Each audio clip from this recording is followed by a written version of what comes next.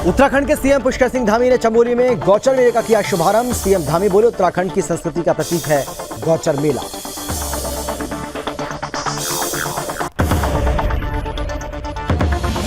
CM Dhami की बड़ी सौगात। सीएम धामी ने नर्सिंग कॉलेज का भूमि पूजन कर किया शिलान्यास। स्टूडेंट को मिलेगी सुविधा।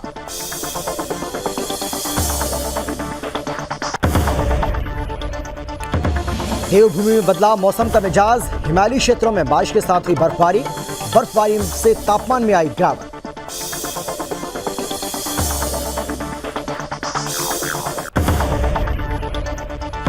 लालकुआं में पुलिस और रैपिड एक्शन फोर्स की तरफ से किया गया फ्लैग मार्च। संवेदनशील और अति संवेदनशील क्षेत्रों को किया गया चिन्हित, लोगों को किया गया जागरूक।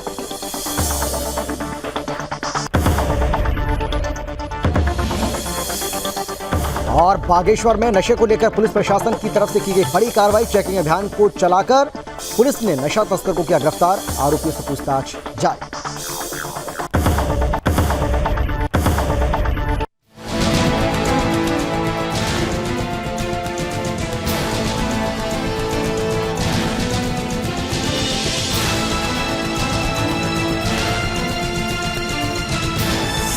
आप देख रहे हैं सुदर्शन न्यूज।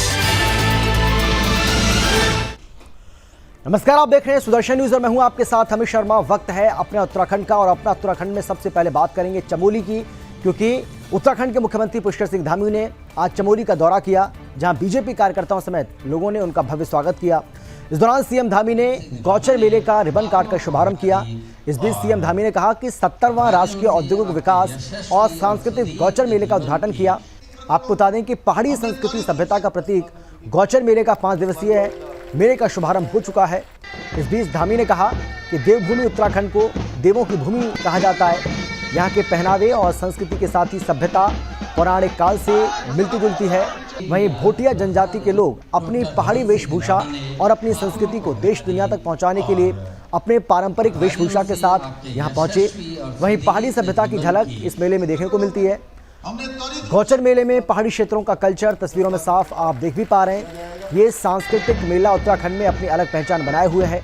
इस मेले में पहाड़ी व्यंजन, पहाड़ी क्षेत्रों में उगने वाले अनाज, पहाड़ की संस्कृति सभ्यता को संजोए रखता है। वहीं मुख्यमंत्री पुष्कर सिंह धामी ने कहा कि गौचर मेले का अपने आप में एक बड़ा महत्व है। भारत तिब्बत के बीच स्थानीय उत्पादों को लेकर ये मेला शुरू हुआ था। सीएम ने कहा कि मेले हमारी आजीविका को मजबूत करने का काम करते हैं।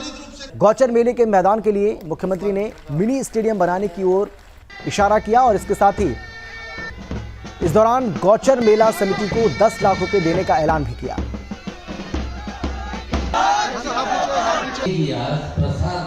डॉक्टर धन सिंह रावत ने मेले हमारी सांस्कृतिक धरोहर को, हमारे लोक संस्कृति को बढ़ाने में बहुत बड़ा योगदान देते हैं। और ये गौचर का मेला तो वैसे भी हमारा बहुत पुराना मेला है। 70वां ये मेला है जो पूरा है।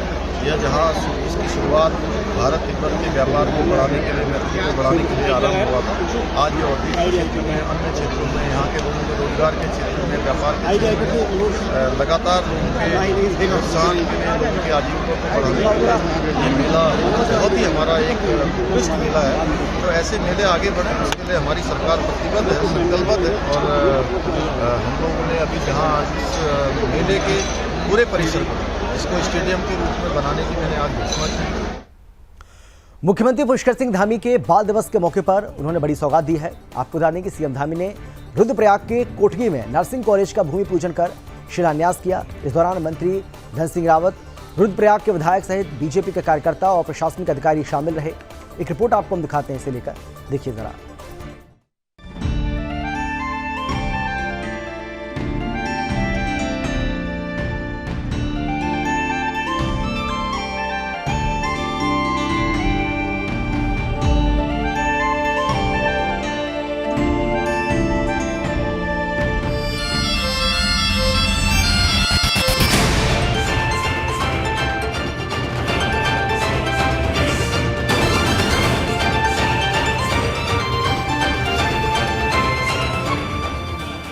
उत्तराखंड के सीएम पुष्कर सिंह धामी ने देवभूमि के रुद्रप्रयाग में स्थित राजकीय नर्सिंग कॉलेज कोटगी के कार्यक्रम में पहुंचे, जहां सीएम धामी का लोगों ने जोरदार स्वागत किया।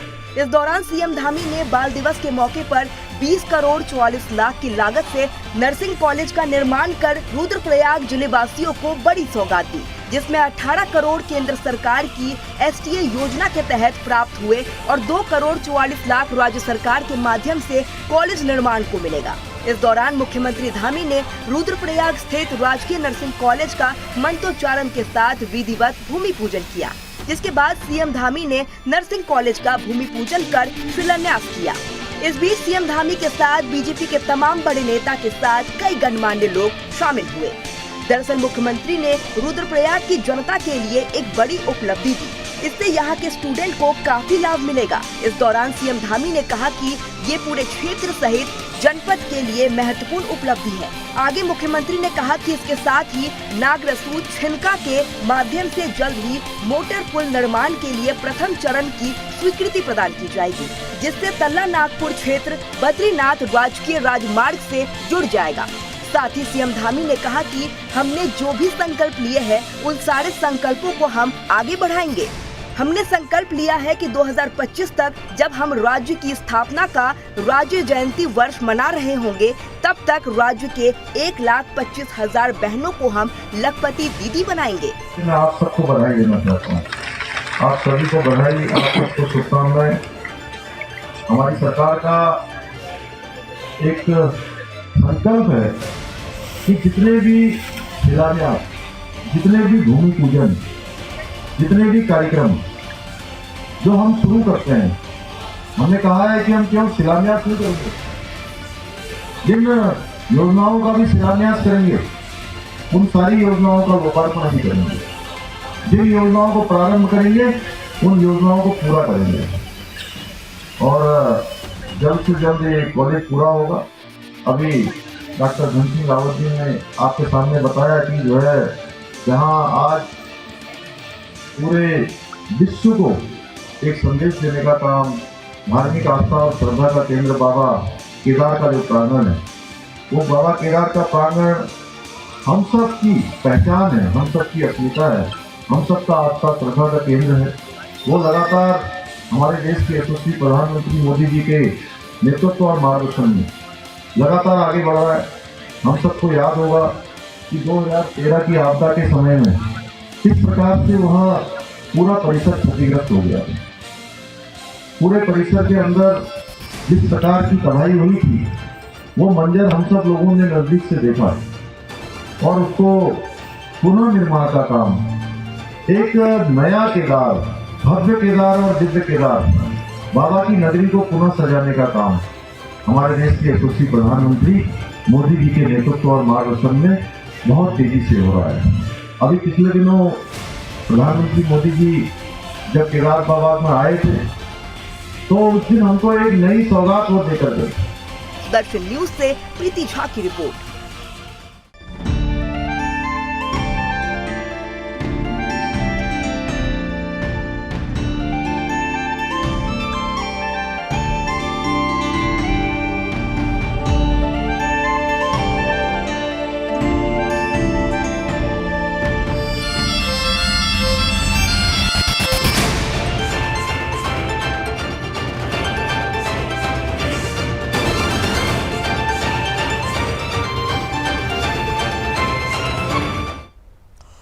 देवभूमि उत्तराखंड में बर्फबारी शुरू हो गई है। आपको बता दें कि केदारनाथ धाम सहित हिमालयी क्षेत्रों में बर्फबारी होने से केदारनाथ घाटी के तापमान में भारी गिरावट महसूस होने लगी है। केदार घाटी के निचले क्षेत्रों में मौसम के करवट लेने से बारिश की संभावना भी बनी हुई है। केदार घाटी के ऊंचाई वाले इलाकों में लगातार बर्फबारी होने से वासुकीताल, मरणामाई तीर्थ, इसके साथ ही महापंथ, पांडव सेरई, नंदकुट सहित ऊंचाई वाला भूभाग बर्फबारी से आच्छादित हो गया है। आने वाले दिनों में अगर मौसम का मिजाज इसी प्रकार का बना रहा तो महमदेश्वर, तुंगनाथ, चंद्रशिला, बिछुड़ताल में भी बर्फबारी होने की संभावना बनी रहेगी। तुंगनाथ घाटी में अगर मौसम के अनुकूल बर्फबारी होती है तो तुंगनाथ घाटी के पर्यटन व्यवसाय में इजाफा हो सकता है।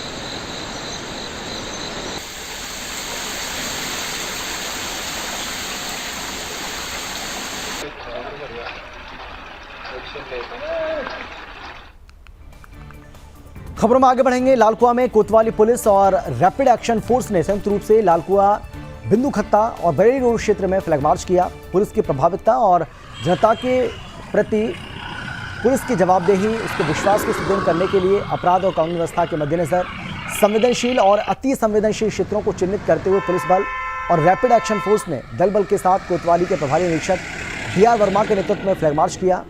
इस दौरान उप निरीक्षक पुलिस बल और रैपिड एक्शन फोर्स के असिस्टेंट कमांडेंट निरीक्षक समेत 40 फ्लैग मार्च में शामिल हुए। इस मौके पर लालकुआ कोतवाली के प्रभारी निरीक्षक DR वर्मा ने कहा कि लालकुआ कोतवाली क्षेत्र के सभी ग्रामीण और नगरीय क्षेत्रों की कानून व्यवस्था के साथ ही संवेदनशीलता का सूक्ष्मता से अध्ययन कर जनसंपर्क अभियान को सफल बनाने के लिए फ्लैग मार्च संपन्न कराया गया।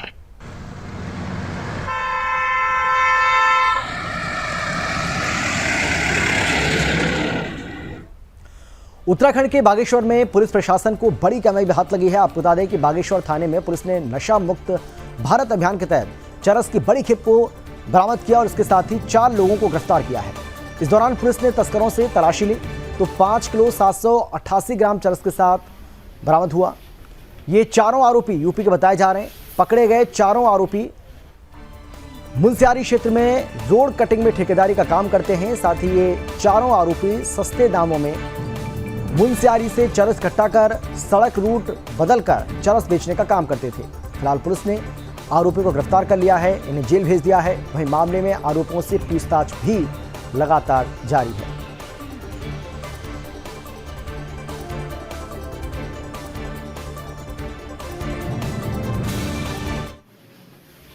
हमारे जो माननीय CM महोदय हैं उनके द्वारा एक ड्रग्स फ्री देवभूमि करके अभियान चलाया जा रहा है, जिसके तहत नशा और ड्रग्स के खिलाफ एक मुहिम छेड़ी गई है। तो जब मैंने ज्वाइन किया था तो उस टाइम पे भी मेरा जो जोर था वो नशे के खिलाफ था।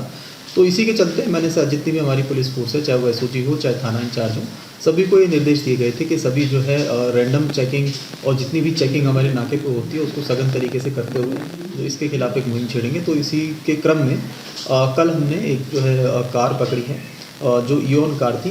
इसमें 4 लोग थे। ये लोग बड़ौत यूपी से आए हुए थे। ये मुनस्यारी गए हुए थे। मुनस्यारी से ये वहाँ पे ड्रग्स वहाँ से खरीद के लाए हुए थे। इसकी जब हमने रैंडम चेकिंग में इनको रोका तो ये सस्पिशियसली बिहेव करने लगे। फिर जब हमने इनसे सख्ती से पूछताछ करी तो भी इन्होंने बताया कि इनकी गाड़ी में चरस है। तो जब हमने उसकी रिकवरी करी तो टोटल चरस हमारी 5 किलो 788। पिछले कुछ समय से देवभूमि उत्तराखंड सहित देश के कई हिस्सों में धरती डोलने और भूकंप आने की घटनाएं लगातार सामने आ रही हैं। भूकंप की इन घटनाओं को वैज्ञानिक सामान्य घटना करार दे रहे हैं। साथ ही उनका कहना है कि धरती के डोलने की घटनाएं अक्सर होती रहती हैं, वहीं कम तीव्रता के भूकंप आते रहते हैं और इनसे घबराने की कोई ज़रूरत नहीं है। लेकिन फिर भी बार बार भूकंप की घटना सामने आना सोचने पर मजबूर जरूर कर देता है कि आखिर क्यों बार बार भूकंप आ रहा है। एक रिपोर्ट आपको हम दिखाते हैं, जरा देखिए आप।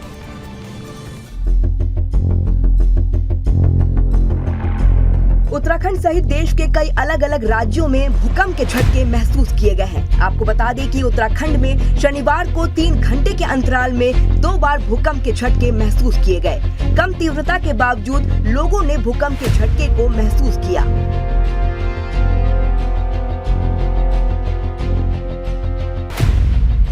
पहले उत्तरकाशी और फिर नेपाल में आए भूकंप के झटके राजधानी देहरादून समेत पूरे राज्य में महसूस किए गए। भूकंप आने के बाद राजधानी दून में कई जगह लोग घरों से बाहर आ गए। शनिवार शाम को करीब 5 बजे उत्तरकाशी जिले में भूकंप आया।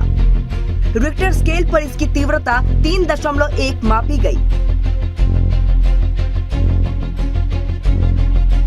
दूसरा भूकंप रात करीब 7:57 पर उत्तराखंड पिथौरागढ़ जिले से सटे नेपाल के इलाके में आया। इसकी तीव्रता 5.4 मापी गई। पहला भूकंप का झटका ज्यादा तेज नहीं था, लेकिन नेपाल में धरती डोलने का यहाँ भी काफी असर दिखा। आपको बता दें कि भूकंप आने की घटनाएं लगातार सामने आ रही है। देखा जाए तो एक सप्ताह के अंदर तमाम राज्यों में भूकंप के कई बार झटके महसूस किए गए हैं। वहीं भूकंप को लेकर वैज्ञानिक इसे सामान्य करार दे रहे हैं। वहीं देहरादून स्थित Wadia institute of Himalayan geology के वरिष्ठ वैज्ञानिक डॉक्टर सुनील कुमार का मानना है कि रिक्टर स्केल पर कम तीव्रता के भूकंप अक्सर आते हैं। साथ ही उन्होंने कहा है कि जनता में जागरूकता और तमाम नए उपकरणों के चलते इसकी जानकारी अब तुरंत सभी लोगों तक पहुंच जा रही है। उन्होंने कहा है कि इससे डरने और घबराने की कोई जरूरत नहीं है, क्योंकि पहले भी अक्सर इसी तरह के कम तीव्रता के भूकंप की घटनाएं होती रही हैं। भूकंप के लिहाज से कई इलाके संवेदनशील इलाके में आते हैं। इसमें सबसे ज्यादा खतरनाक सिस्मिक जोन 5 है, जहां 8 से 9 तीव्रता वाले भूकंप के आने की संभावना रहती है। हालांकि उत्तराखंड की राजधानी देहरादून की बात करें तो देहरादून जोन 4 में आता है। सिस्मिक जोन 4 भी खतरनाक श्रेणी में आता है। इसमें भूकंप की तीव्रता 7.98 रहती है। इस श्रेणी में भूकंप की तीव्रता 7.0 से 7.9 होती है। ऐसे भूकंपों की संख्या साल भर में 18 होती है और इनसे काफी बड़े क्षेत्रों में गंभीर तबाही होती है। वहीं बार बार भूकंप के झटके महसूस किए जाने को लेकर वरिष्ठ वैज्ञानिक डॉक्टर सुशील ने अपने सुझाव दिए हैं।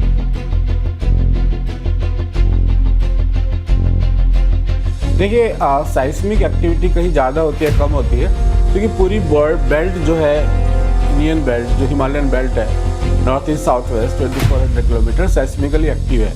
कुछ पार्ट जैसे हमने डिवाइड किया हुआ जोनिंग में, जैसे देहरादून जोन 4 में आता है, और यदि हम देखें कि भटवारी और इधर देखें जोशीमठ, उससे नीचे जोन 4 है, फिर ऊपर जोन 5 आती है, जिसमें दूसरे जो पर्वतीय इलाके और दूसरे पार्ट हैं। तो जोन 5 में ज़्यादा आशंका रहती है, वो सेस्मिकली ज़्यादा एक्टिव होते हैं। तो वो इस तरह से आप समझ सकते हैं उनसे कि जो जोन 5 है वो ज़्यादा एक्टिव है, देहरादून जोन 4 में आता है। साथ ही उन्होंने भूकंप आने पर अपने आप को कैसे बचाए और इन सब के बारे में लोगों को विशेष जानकारी दी, जिससे कि भूकंप आने पर लोग अपने आप को बचा सके। उत्तराखंड से ब्यूरो चीफ कृष्णा कुमार की रिपोर्ट।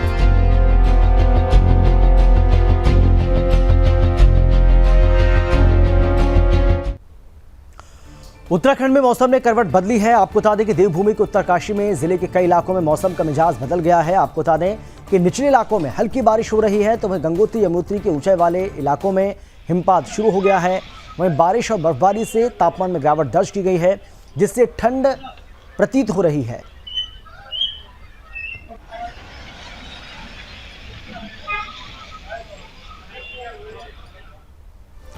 उत्तराखंड के चमोली के थराली विधायक भूपाल राम टमटा ने देवाल खेता मोटर सड़क के किलोमीटर 16 में स्वालकोट में बिना बरसात के ही भूस्खलन से क्षतिग्रस्त मोटर सड़क का स्थलीय निरीक्षण किया। इस दौरान उन्होंने PMGSY लो नीव विभाग, राजस्व विभाग और क्षेत्रीय जनता से जानकारी ली। इस दौरान PMGSY के अधिशासी अभियंता यानी कि आपको बता दें कि PMGSY के अधिशासी अभियंता प्रमोद गंगाड़ी, AE विनोद बड़ोनी, JE नवीन जोशी ने बताया है कि सड़क पर अभी भी कभी कभी पहाड़ों से पत्थरों का गिरने का सिलसिला जारी है। फिलहाल स्वालकोट से ऊपरी क्षेत्र के 1.5 दर्जन गाँव के आवागमन को आसान बनाने के लिए पिंडर नदी पर कोटेरा के पास लकड़ी का पुल बनाया जा रहा है। इसके अलावा वाहनों की आवाजाही के लिए क्षतिग्रस्त सड़क को ठीक करने के साथ ही वैकल्पिक व्यवस्था के तौर पर पिंडर नदी में 2 वैली ब्रिज डालकर पिंडर पार मोपाटा होते हुए बनाने पर विचार किया जा रहा है। इस पर विधायक ने तत्काल सुगम पैदल रास्ता बनाने के साथ ही यातायात को सुचारू बनाने के लिए हर संभव प्रयास करने को कहा है। इस मौके पर लो निवी थराली के अधिशासी अभियंता अजय काला ने भी अपने सुझाव दिए।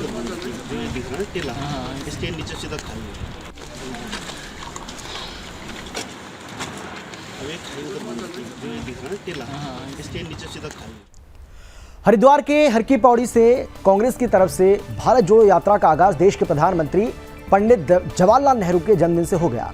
आपको बता दें कि कांग्रेस के प्रदेश अध्यक्ष करण महारा समेत बड़ी संख्या में कांग्रेसियों ने हर की पौड़ी पर गंगा पूजन करके इस यात्रा का आगाज किया। दरअसल कांग्रेस की तरफ से शुरू किए गए भारत जोड़ो यात्रा के तहत यात्रा सभी विधानसभा क्षेत्रों में जाएगी। भारत जोड़ो यात्रा के दौरान कांग्रेस के प्रदेश अध्यक्ष ने बीजेपी पर निशाना साधा।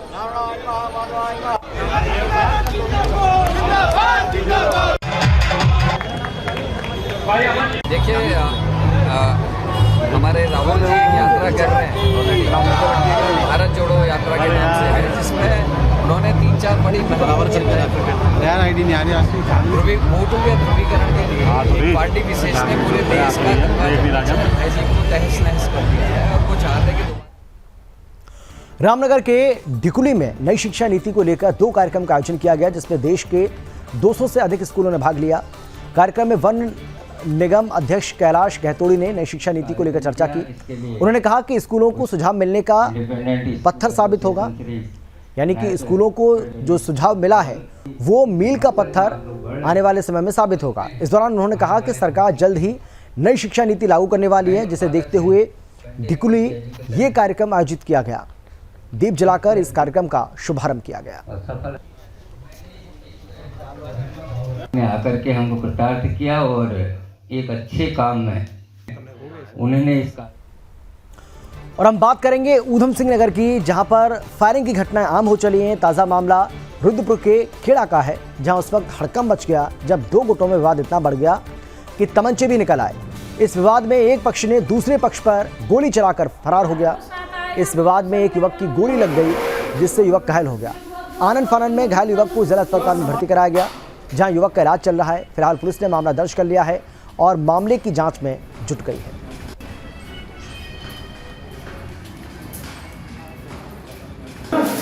ये एक लड़का है जो ये बताया जा रहा है जो नाबालिग है, उसने दूसरा लड़का जो नाबालिग है उसको गोली मारी है, तो उसके बाएं हाथ में गोली चीरती हुई उसके हाथ को निकल गई है और फिलहाल दबिश दी जा रही है उसको पकड़।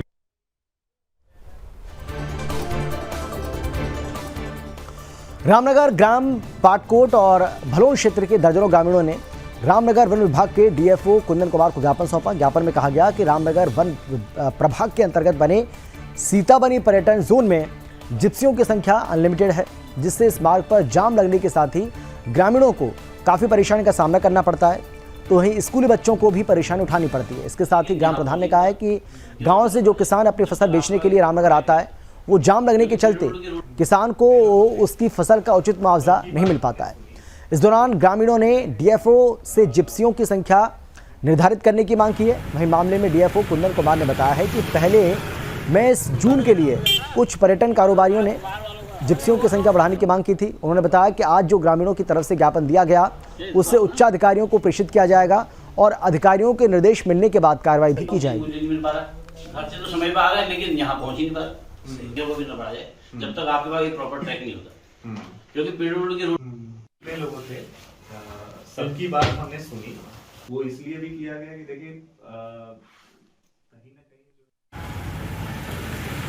इसको इस बार 1 नवंबर से पर्यटकों के लिए खोला गया है। तो इसमें जो संख्या निर्धारित की गई है कि कुल कितने वाहन प्रवेश करेंगे, इसमें 2-3 दिन पहले कुछ जिप्सी वाहन संचालक आए थे, उनके द्वारा ज्ञापन दिया गया था कि इसमें जो टेढ़ा से भंडार पानी तक की सड़क है उस पे वाहनों की संख्या बढ़ाई जाए और उनको प्रवेश दिया जाए। आज वहाँ के जो ग्रामीण हैं, वहाँ के जो स्थानीय जनप्रतिनिधि हैं, उनके द्वारा भी वो लोग भी आए थे और एक ज्ञापन दिया गया है। उनका कहना है कि इस पे जो वो टेढ़ा से भंडार पानी तक कोई भी अतिरिक्त वाहनों को प्रवेश न दिया जाए, उनकी कुछ अपनी समस्याएं हैं, तो उनके ज्ञापन को ले लिया गया है और उसको उच्च स्तर को भेजा जाएगा। जो भी नियमानुसार निर्णय लिया जाएगा उस पर कार्रवाई की जाएगी। इसको इस बार 1 नवंबर से पर्यटकों के लिए खोला गया है। तो इसमें जो संख्या निर्धारित की गई है कि कुल कितने वाहन प्रवेश करेंगे, तो इसमें 2-3 दिन पहले कुछ जिप्सी वाहन संचालक आए थे, उनके द्वारा ज्ञापन दिया गया था कि इसमें जो टेढ़ा से भंडार पानी तक की सड़क है उस पे वाहनों की संख्या बढ़ाई जाए और उनको प्रवेश दिया जाए।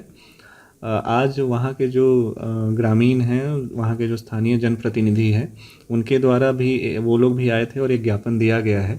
उनका कहना है कि इस पे जो वो टेढ़ा से भंडार पानी तक कोई भी अतिरिक्त वाहनों को प्रवेश न दिया जाए, उनकी कुछ अपनी समस्याएं हैं, तो उनके ज्ञापन को ले लिया गया है और उसको उच्च स्तर को भेजा जाएगा और जो भी नियमानुसार निर्णय लिया जाएगा उस पर कार्रवाई।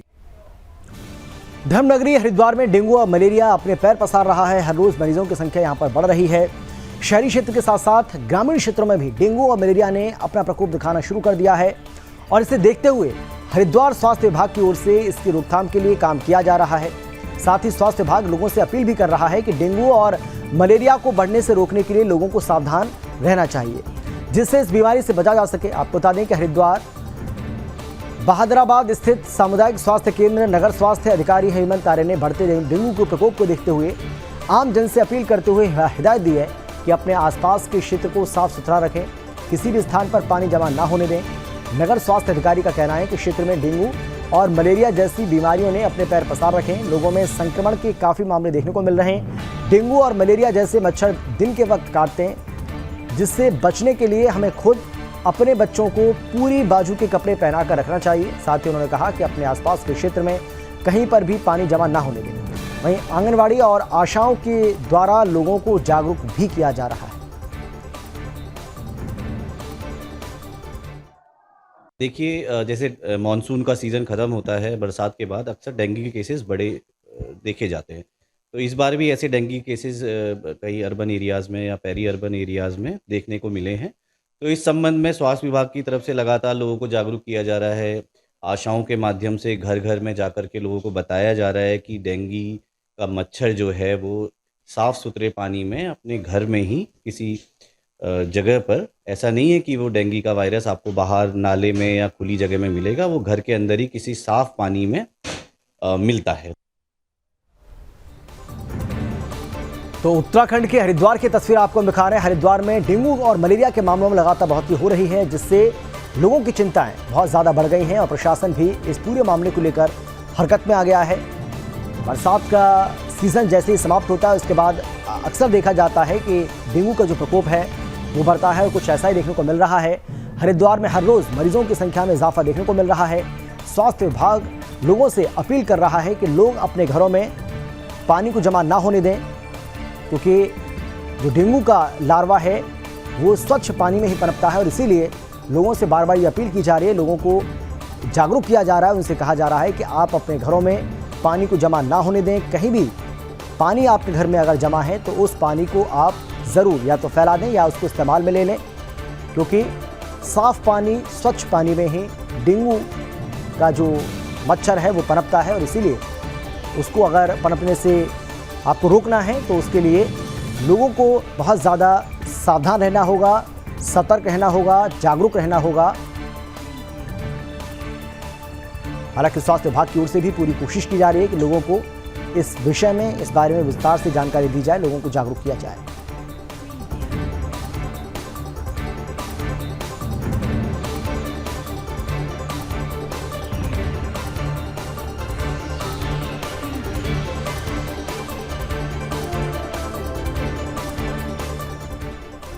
और अपना उत्तराखंड में फिलहाल इतना ही। छोटे से ब्रेक के बाद फौरन लौटेंगे। आप देखते रहिए सुदर्शन न्यूज।